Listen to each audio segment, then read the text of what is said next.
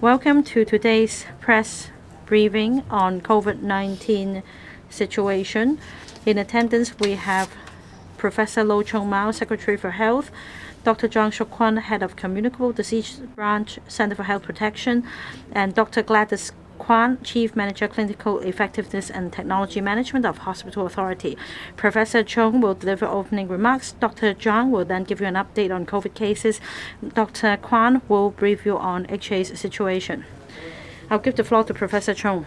Hong Kong citizens, friends from the media, I'm delighted to have the opportunity today to brief you on Hong Kong's COVID-19 situation, especially since the government made an announcement yesterday in relation to changes to the epidemic prevention measures.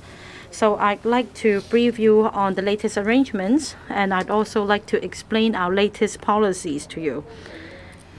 As per yesterday's announcement, starting today, the 8th of July, the government will require inbound travelers undergoing quarantine in designated hotels to undergo an additional nucleic acid test on the third day of arrival.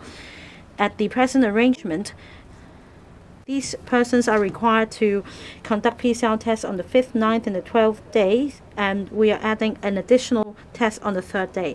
The second announcement is that starting from yesterday, the 7th of July, the government will suspend the route-specific flight suspension mechanism until further notice.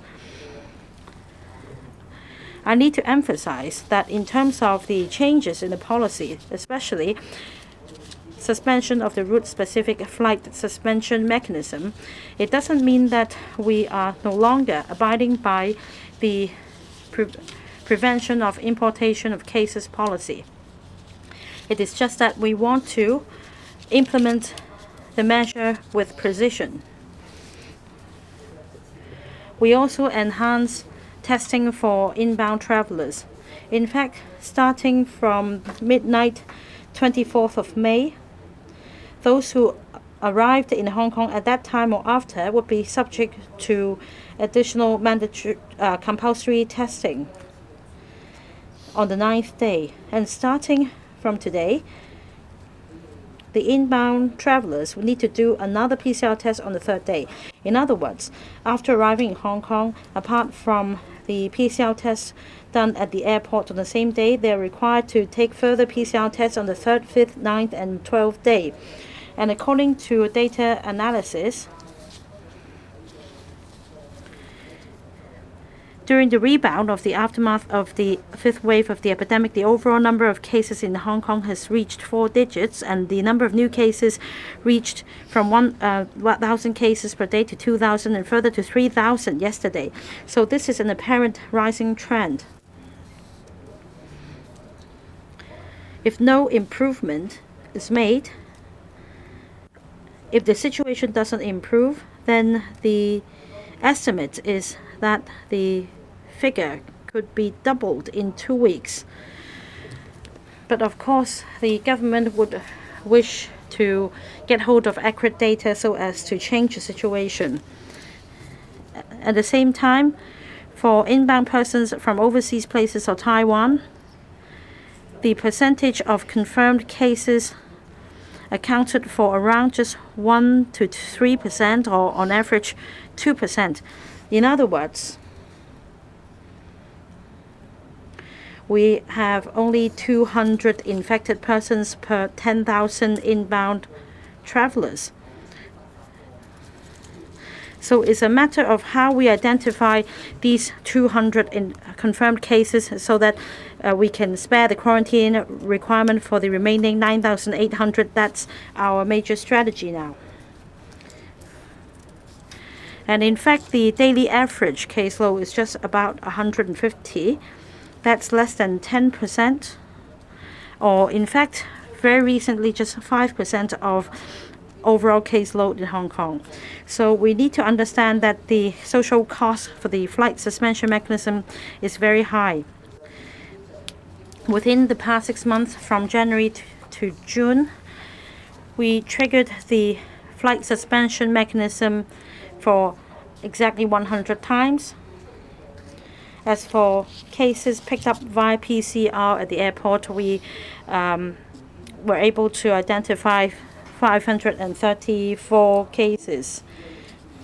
In other words, under the route-specific flight suspension mechanism, a flight would become suspended because of 5.34 cases per flight. And with resumption of international flights, the number of passengers would inevitably go up, and this would have a significant impact on passengers if we continue to implement flight suspension mechanism. The 5.34 cases per flight would affect thousands of passengers who would have been arriving in Hong Kong in the subsequent days.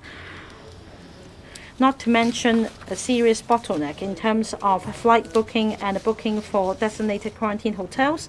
At the same time, we are aware of the fact that the summer holiday is coming soon, and many students would be returning to Hong Kong to go back to their families, and it is difficult for them to make holiday arrangements, which can be changed all the time.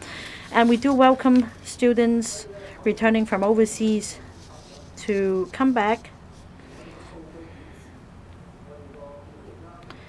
So having considered the data and having considered the fact that the testing mechanism could effectively pick up confirmed cases from overseas to prevent them from becoming sources of transmission in the community, we have decided to cancel the route-specific flight suspension mechanism. Prevention of importation of cases is an important aspect of the government's anti-epidemic work. So the first day I assumed office, that is Monday, I immediately visited the restaurant at the airport to inspect the relevant epidemic control measures for inbound travelers. Without affecting our effort in preventing importation of cases, we strive to rationalize the quarantine and testing arrangements for arrivals on the basis of data as well as science, so that in terms of epidemic prevention and international connectivity, as well as allowing people to return to normalcy, we can strike the suitable balance. And I'd also like to explain the following to the public, and that is the government attaches great importance to testing. Imported cases only account for a low percentage of all cases. If we're able to have more accurate and more expedient testing regime, then at the test and hold stage at the airport, these cases should be picked up at the airport via PCR. In fact, over half of the imported cases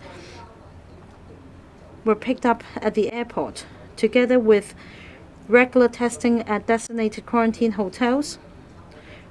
Then it is possible that we can make adjustments to the quarantine arrangements subject to the testing arrangements, and we need to do so with the backing of empirical data, of course. I emphasize that for early identification and early treatment, accurate testing is a prerequisite, and the PCR test is the golden standard for COVID-19. PCR testing could allow us to identify infected persons as quickly as possible. And in order to do that, we must do it with precision so that infected persons can be isolated as quickly as possible, and that only the rather smaller number of infected persons as per the whole population can be isolated without putting on too many constraints on others. And that is why we must enhance the quantity, quality, speed, and convenience and affordability of PCR testing. That is, we must make more an accurate, speedy, easy, and cheap testing. In terms of the capacity, in June, the PCR testing volume was around 60,000 times a day. And in July, we are going to enhance the capacity, and we have increased preliminary to around 75,000 to 88,000 tests per day. In terms of speed, we are requesting our contractors to come back with results within 24 hours. In June, around 93 to 95% of these were able to meet this standard. In July, we see that it has already been enhanced to 94 to 99%. Our target is very clear. There should be a 100% a target met for results to come out within 24 hours.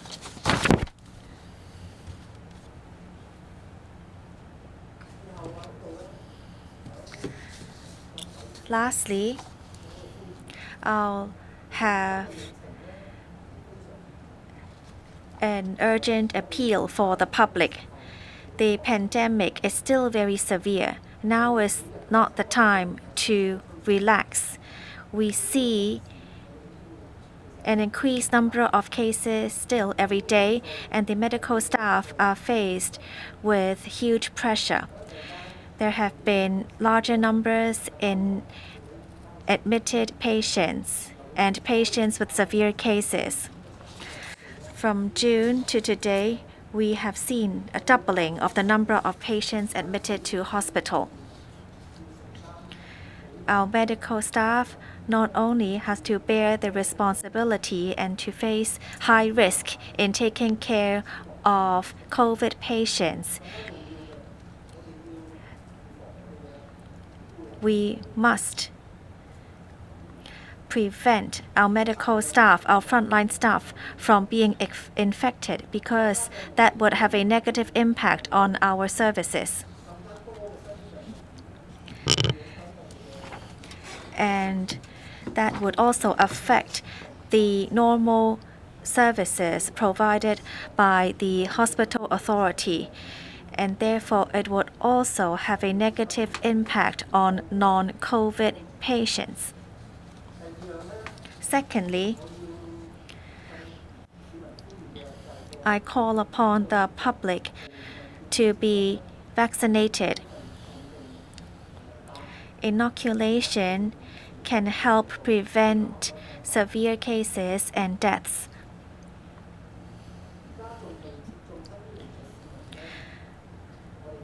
We urge those who have not yet been vaccinated, especially the elderly, those with chronic diseases, and those immunocompromised, and children, to be inoculated as soon as possible. Please do not wait to do that until the next wave arrives.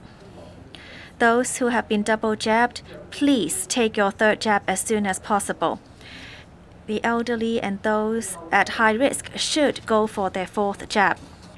I also have to remind members of the public that RAT is a method to help people know whether they have been infected in a very quickly, and it is convenient. However, rapid antigen tests have their restrictions. It is not as sensitive. For those who are tested positive with a RAT, basically, you would know that you are infected, and the public should report it to the DH as soon as possible. Even if you're tested negative, because this is less sensitive, it might be a false negative. If you have been to high-risk areas or have been in contact with high-risk people,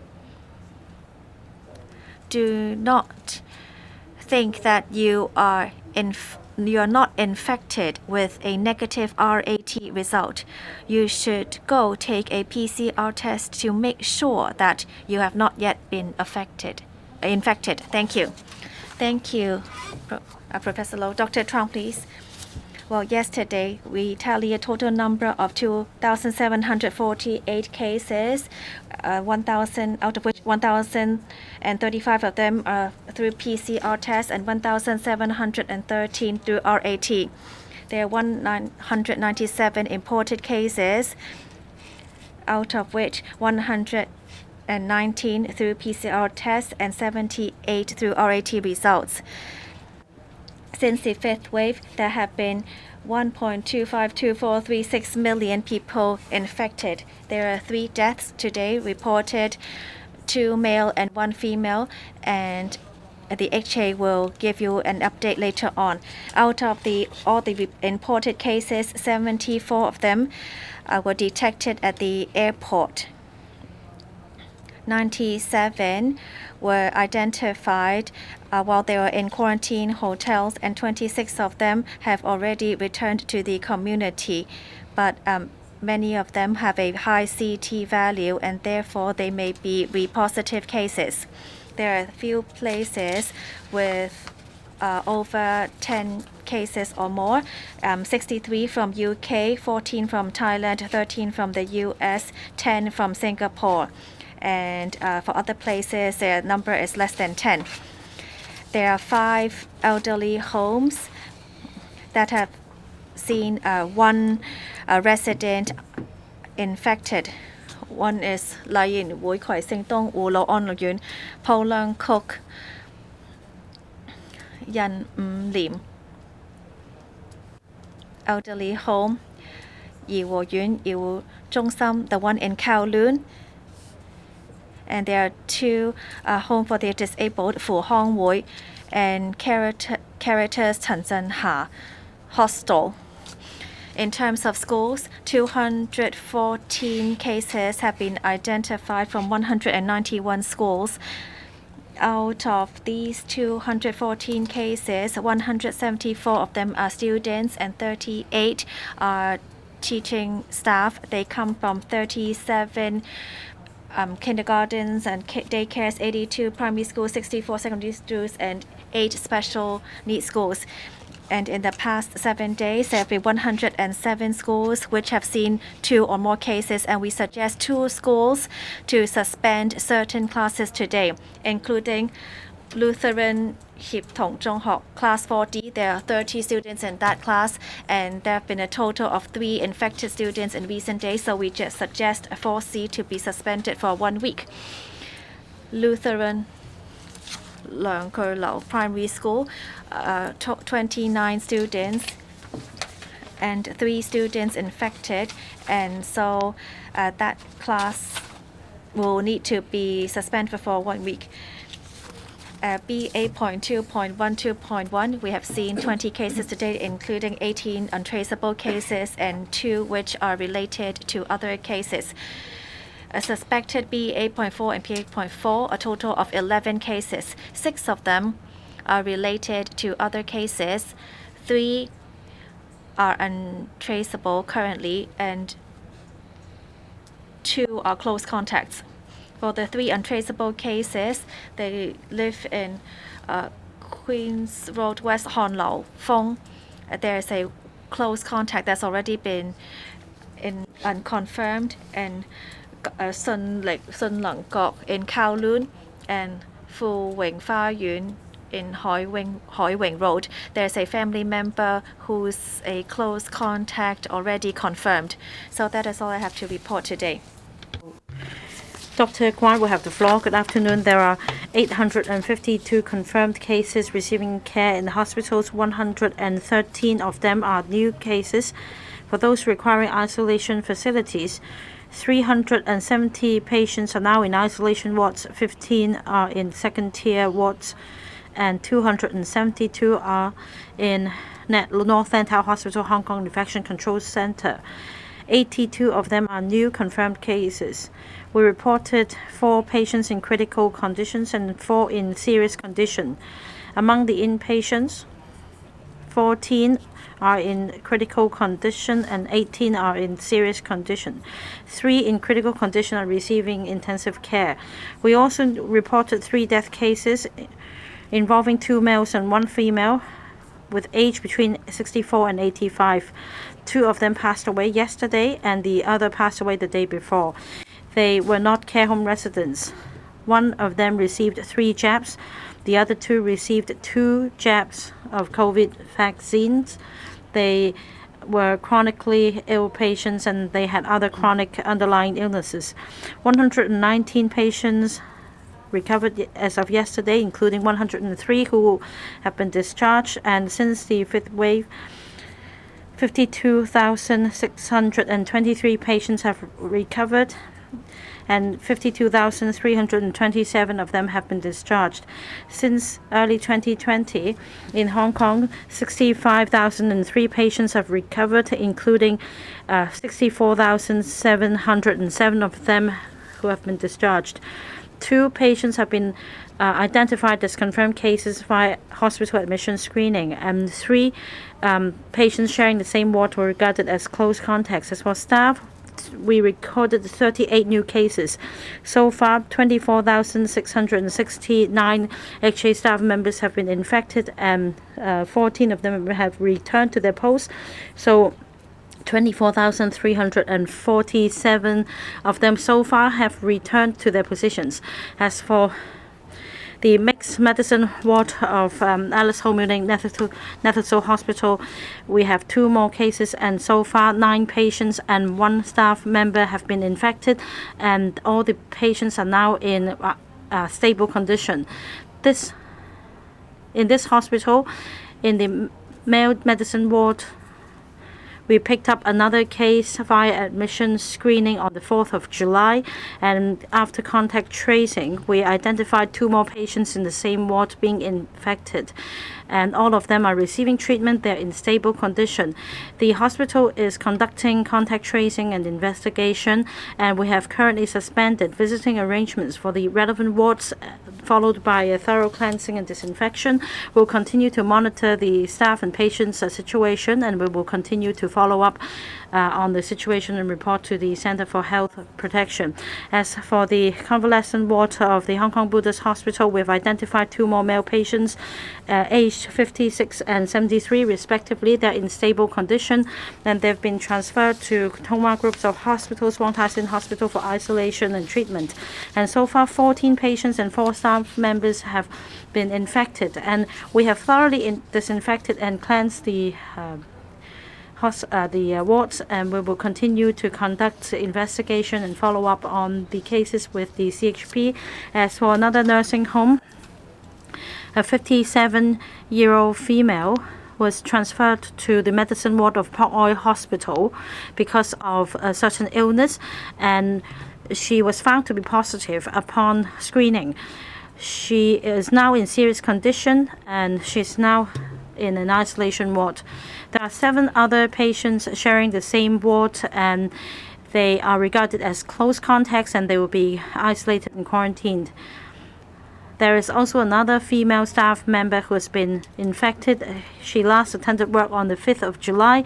The hospital is now conducting contact tracing to identify the source of infection. And again, for this establishment, visiting arrangement has been suspended. And some 50 staff members have been arranged to undergo testing, and the results are pending. Thank you, Dr. Kwan. The floor is open. Please use our mic when you speak, and please introduce the media outlet you represent, and please limit your questions to not more than 2. This lady in the green jacket. Good afternoon. I'm from TVB. First, a question for the Secretary. This morning, you talked about the concept of dynamic zero infection. You said many people have misunderstood the concept. They thought that we should all aim at zero infection. But the government should also strike a balance and define what zero means for Hong Kong. So what is your take, Secretary? What should zero mean to Hong Kong? What is our direction? Second, in terms of quarantine for arrivals, there would be adjustments you consider, for example, 3+4 proposal or 7 days in home quarantine? What are the factors for your consideration? When will you draw a decision? And when is the appropriate time to make this change? Thank you for your questions. First, on the concept of dynamic zero infection, in order to achieve the so-called zero, we must try to reduce the number of cases.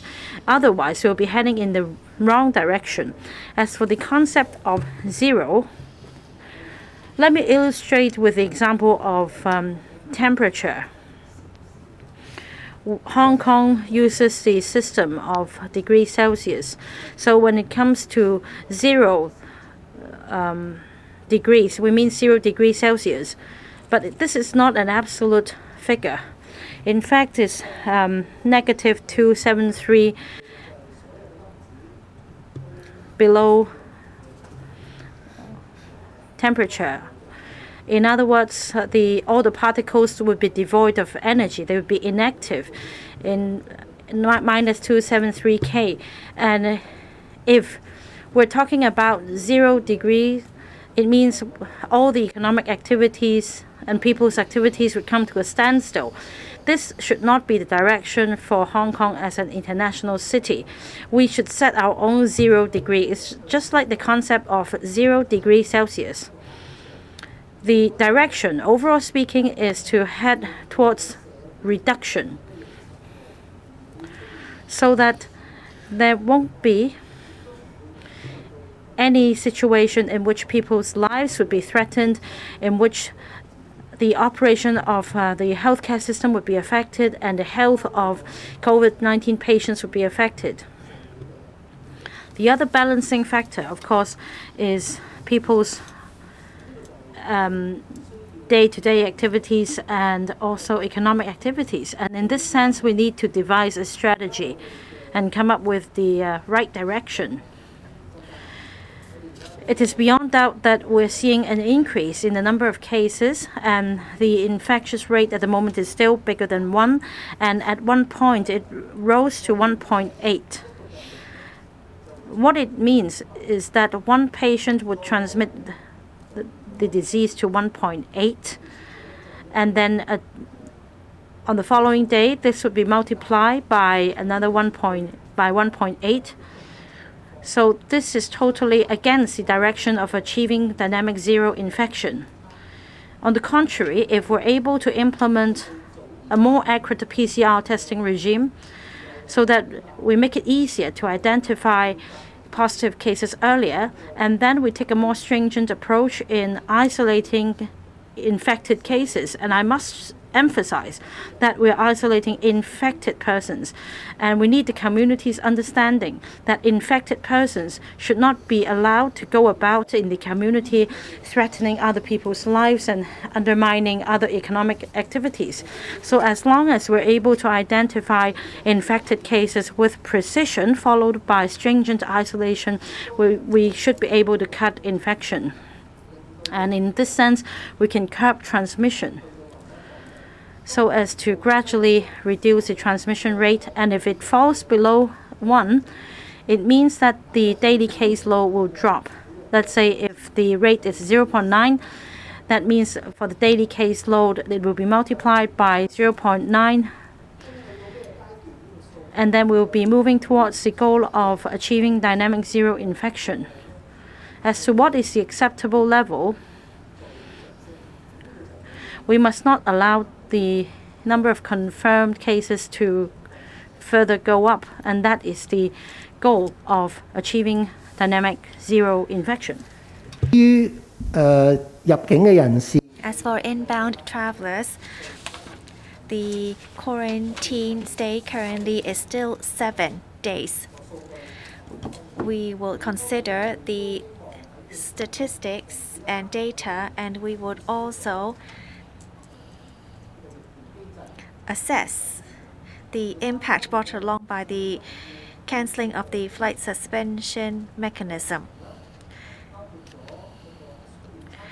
We need a clear flow in the airport, that the PCR tests taken at the airport will ensure that infected persons can be isolated as soon as possible. We see that 60% of infected persons can be detected at the airport. And the 5th day of PCR tests can also identify 95% of the import cases. If we could enhance our accuracy and to add in more tests before the 5th day, if we allow these people to return home after the 5th day, we would need to follow up because we still see positive cases after the 5th day. We must be well prepared before we make any changes to the current policy. But we are working very hard on this. We are trying to raise the capacity of PCR tests and to adopt technology to ensure that persons after leaving the quarantine hotel can still be tracked and followed up after they return home. Next question, please. The lady in black in the 3rd row. Good afternoon from Phoenix TV. I have questions for Professor Low. Well, we see a resurgence in cases in Hong Kong. So how do you assess the risk of outbreak right now? Secondly, we see that we are now new subvariants. Now from BA.2, we now see BA.4, 0.5. Would there actually be reinfection of cases? And thirdly, you said you hope that we'll be able to open the borders by August 4th. Do you think you'll be able to do that? Yes, this is actually an extension of the 5th wave, and we do see a rebound of cases, and actually this is reflected in the number of hospital admissions and the increasing number of infected persons. And this also reflects that since the 5th wave, the percentage of positive PCR tests after dropping in May has now resurged from 0.6% in May. We see the positive ratio of PCR tests to be 1.3%. So there has been an increase, and we have already increased the capacity of PCR tests in July. So this demonstrates a rebound of cases. Therefore, we urge the public not to relax. We must ensure our social distancing measures, don our mask properly, avoid gatherings. Because if you do not do that, those most affected would be the frontline hospital staff.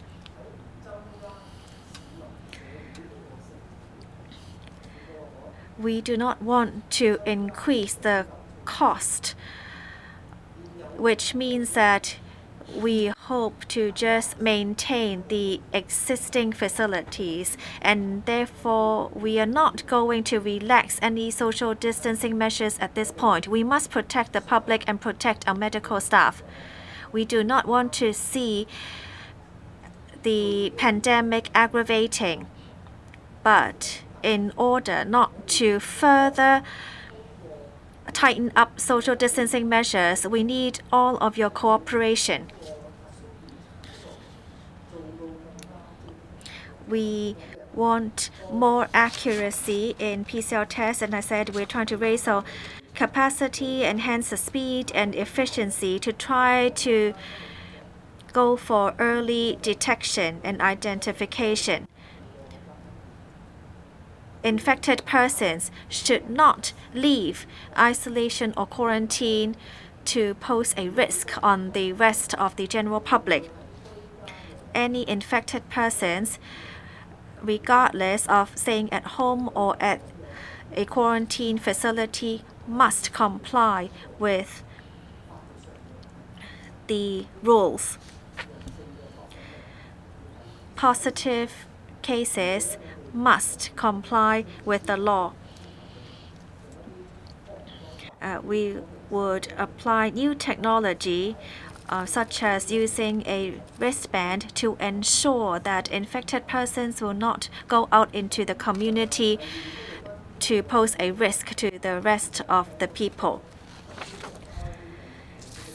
This new subvariant is a RNA virus, and it is highly transmissible. And then the transmissibility may be high, yet it may weaken at the same time. We can only assess it as it is now. Our vaccines and our tests can help us tackle the subvariants. We are going to continue to rely on our methods in early prevention to ensure that infected persons are not let out into the community. As for opening the borders, I think these are the terms I most heard since I assumed this post. I even dream about these words. However, we must have appropriate expectations. Opening the borders may mean reopening the borders with the mainland or reopening international borders.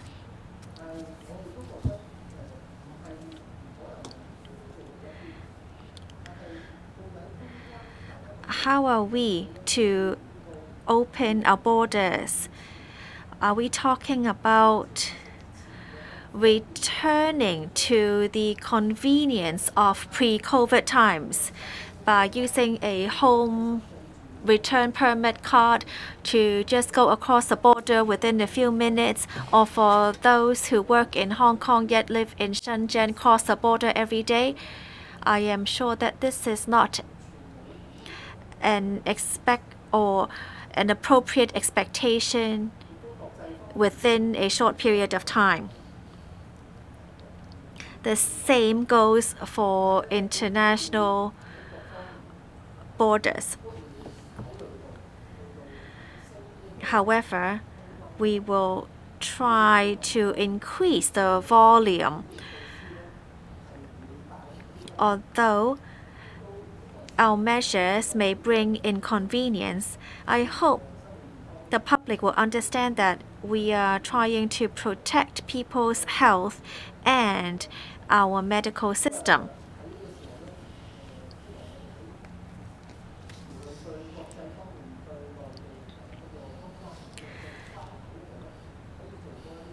We will try our best to allow more people to cross the border to the mainland or to overseas.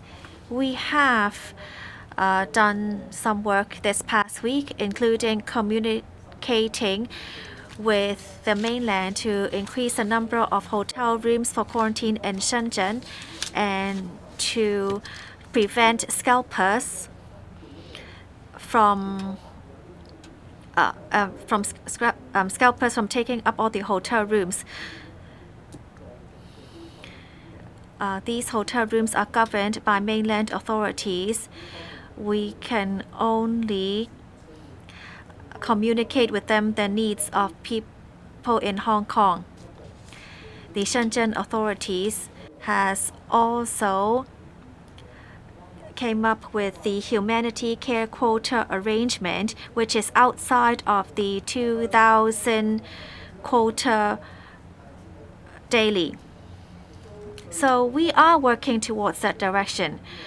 And as for international borders, we have already called a halt to the route-specific flight suspension mechanism and working on reducing quarantine period. So these are the ways we are trying to increase the volume of travelers.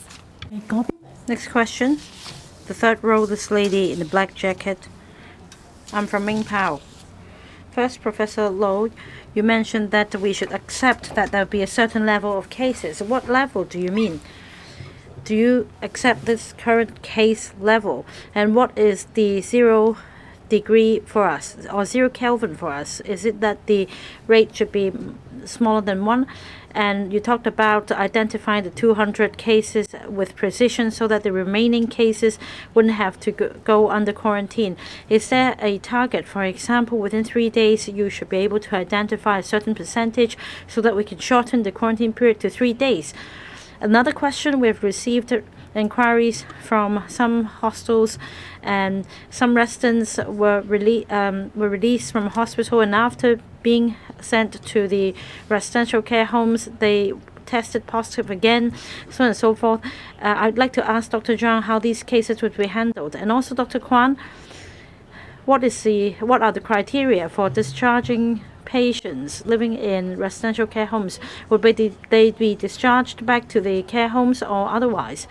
And also, I'd like to know the new term of government's thinking on those living in residential care homes to prevent the same serious situation from occurring again, like what happened in the 5th wave. I'll defer to Professor Chong to answer the first question.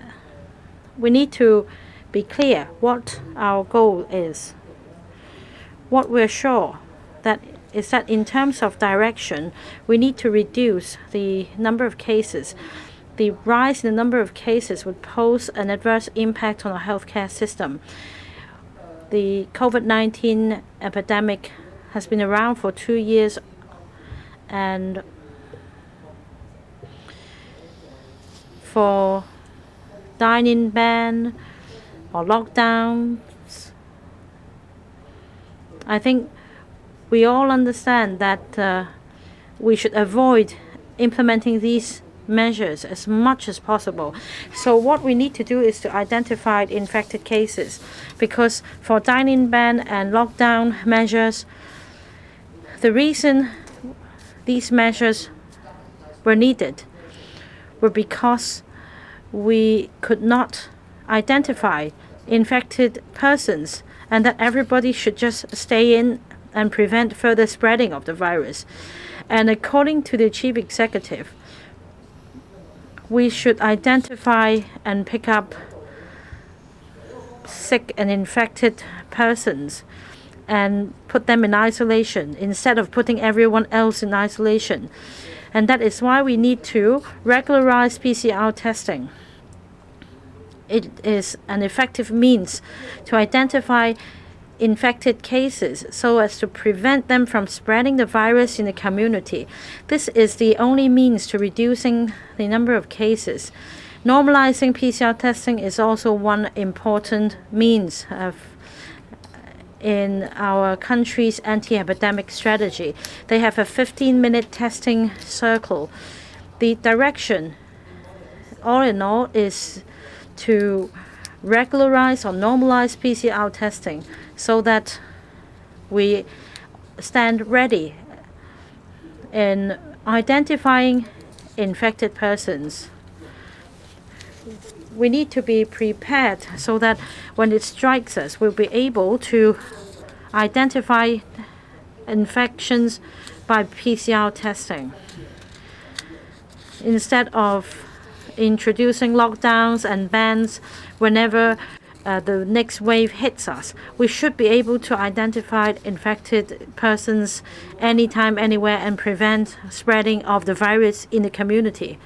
Second question about the number of days one should spend in a quarantine hotel. I'm afraid I can't tell you the exact number of days at the moment. I understand that this is an issue close to everybody's heart, but this term of government is all about science and data. We need to let the data speak. We need to find out which anti-epidemic measure would cause the least with the greatest effect. And time is needed Say I'm a doctor by profession, and when I treat a patient, I take the same consideration. We have different treatment plans and drugs available, but we need to consider the drug's efficacy and the side effects. Let's say if I prescribe a drug that entails side effects far outweighing the efficacy, then I would stop this medication.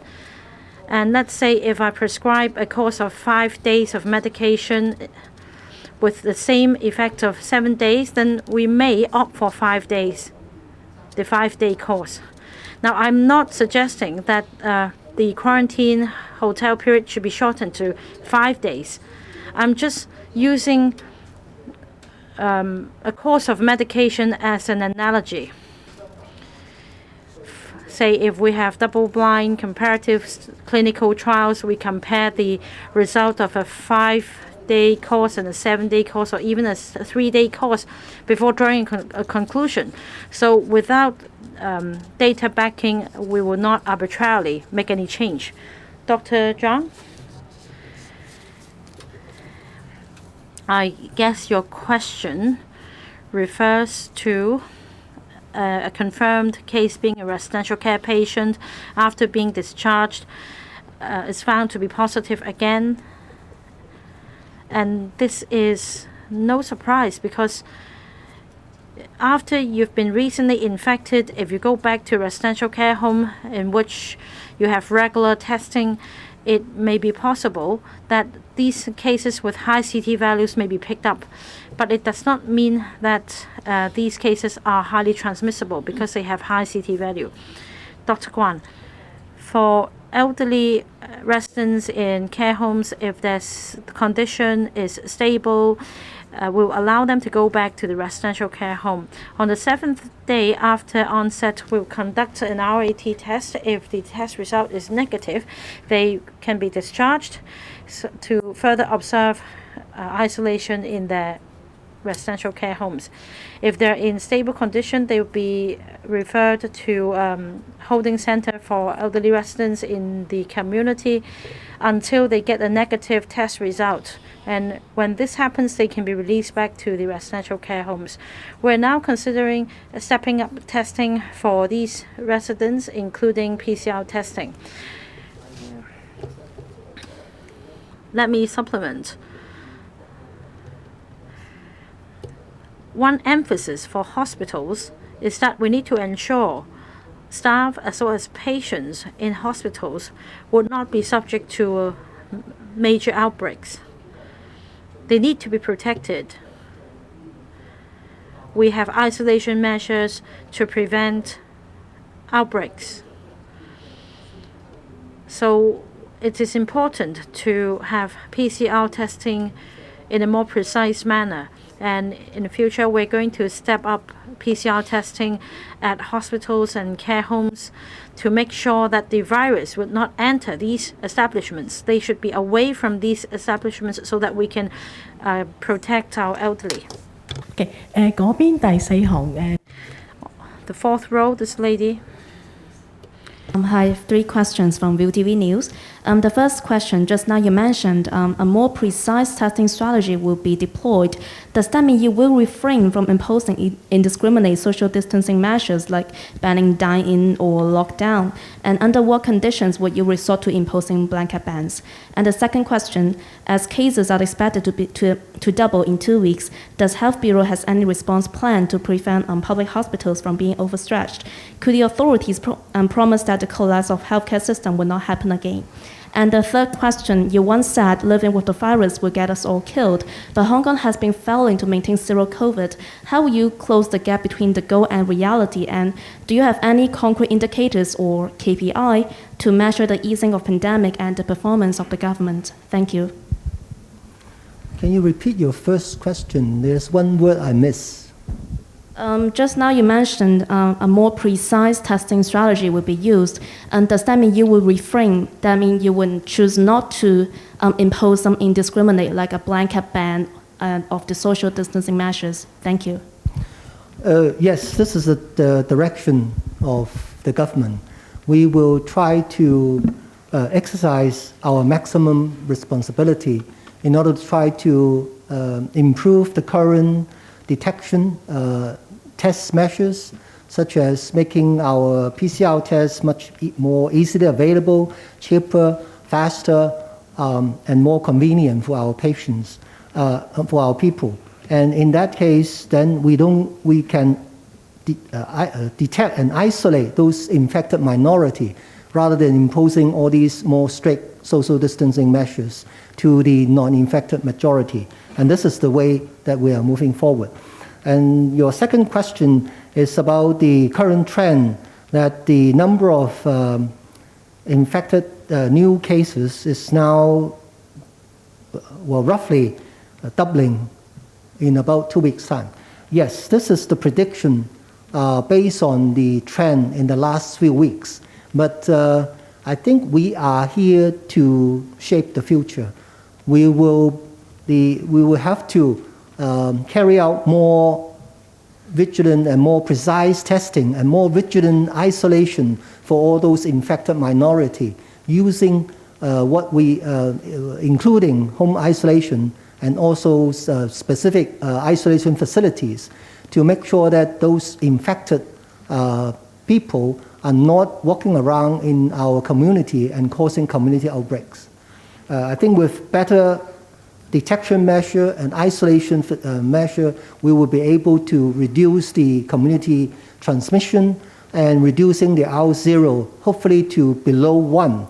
And then we will be seeing a decrease in the total number of cases, new cases every day. And finally, about whether COVID is a deadly disease.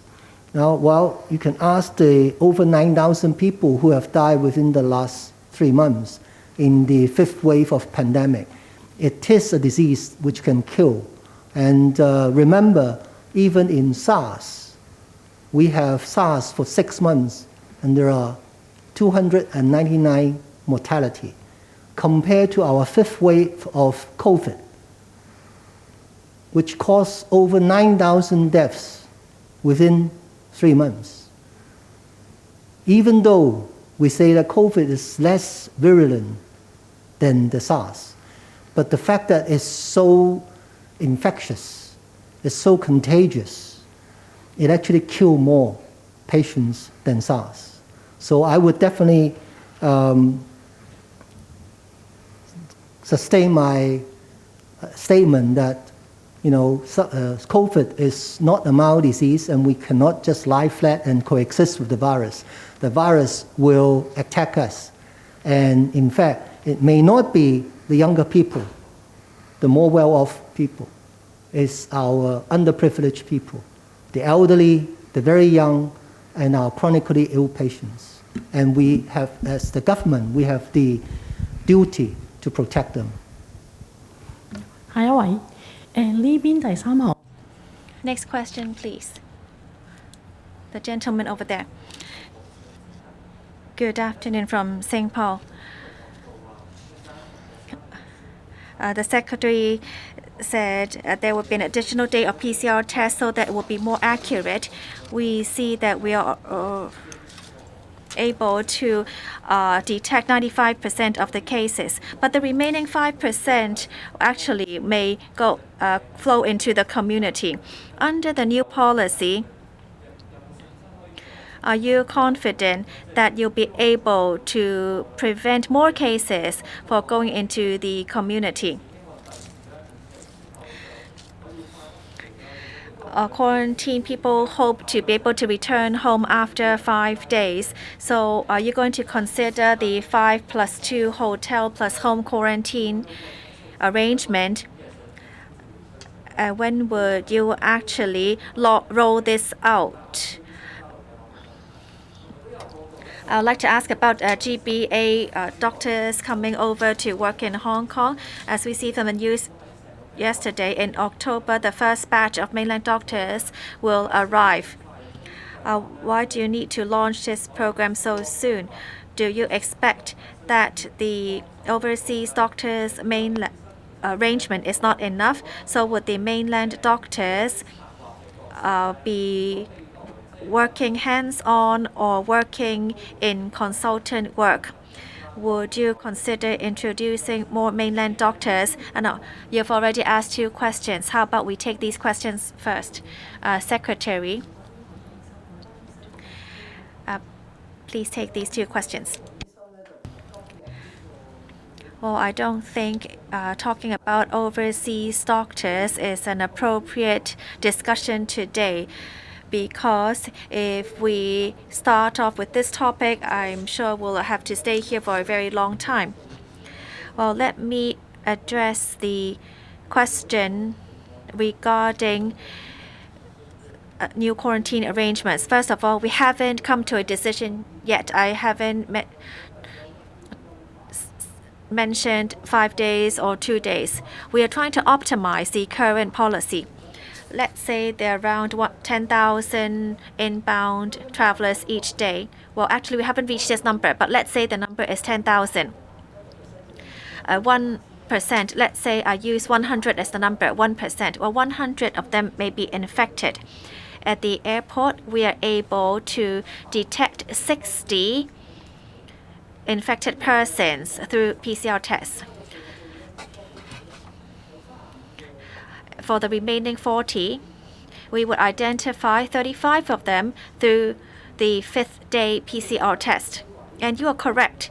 You can say that, oh, there may still be 5. Assuming they leave hotel quarantine early, they would be in the community. But then you have to understand that on the 6th and 7th day, inbound travelers do not take PCR tests. They only take RATs.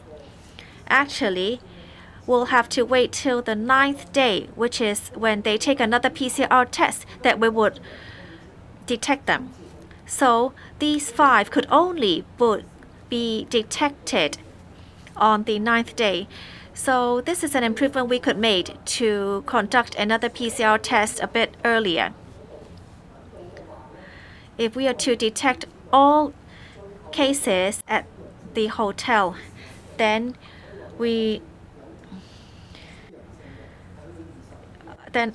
I can tell you that it's very difficult, because we would only detect some of them after the 20th day. So if we are to find all out of these 10,000 people, then they would need to stay in the hotel for 20 to 30 days for us to pick out each and every infected person. That is not cost effective at all. We would not pursue this sort of accuracy of 100%. 90% is already a very high accuracy.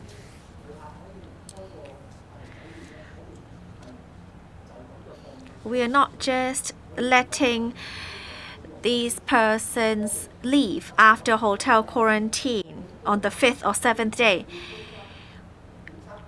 We would use technology such as using wristband to monitor them, and they need to comply with our regulations, followed by more PCR tests. We are thinking of an additional PCR test either on the 7th or 10th day to identify the remaining 5 infected persons to prevent outbreak in the community. There are many silent transmission chains in the community now, which is why we see 2,000 to 3,000 cases a day. There are ways in which to track down these persons, but that number itself is not does not have a very high impact. Last question, please. From RTHK. So the government has lifted the flight ban, but this may lead to a bottleneck in the quarantine hotel booking. So how likely relaxing hotel quarantine is the next step forward, and on what conditions will you adjust the measures? Thank you. I think relieving the flight ban is not just about increasing the number of people coming back, travelers coming back. It's a measure to relieve the stress and the uncertainty of all those who are planning to return to Hong Kong, especially during the summertime when we have all our youngsters and students. They have the summer vacation, and that is the only time they can come back to reunite with the family members. It's important for us to take care of them. And that's why we've chosen this time to relieve the flight ban, because a few infected people on the flight causes disruption of the travel plan of thousands of passengers. And this is something which is very costly for the whole society and our travel industry. At the same time, it doesn't really contribute much to our overall measure in controlling the COVID. 好，今日記者會完。That's the end of today's press briefing. Thank you.